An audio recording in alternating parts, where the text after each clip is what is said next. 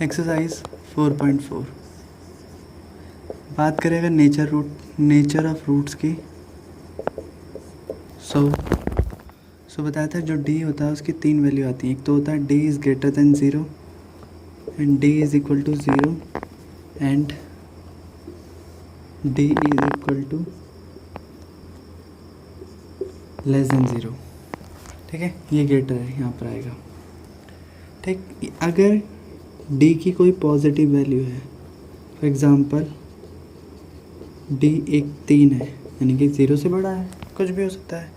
सो ऐसे केस में कहेंगे इट रियल रूट एग्जिस्ट करते हैं।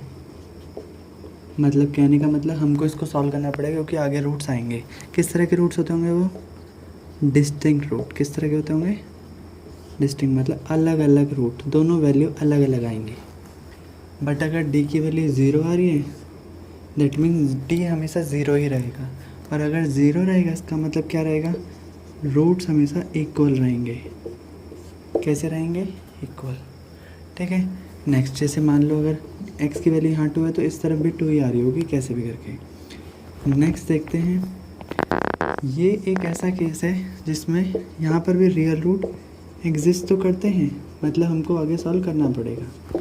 बट ये ऐसा केस है जहाँ पर रियल रूट एग्जिस्ट ही नहीं करते, इसका मतलब कांट सॉल्व। जिस भी इक्वेशन में अगर डी की वैल्यू नेगेटिव में आ रही है, और ऐसा तभी हो सकता है इफ़ डी इज़ नेगेटिव, और अगर ऐसा कहीं हो रहा है तो आपको सॉल्व नहीं करना, वहीं पर छोड़ देना है।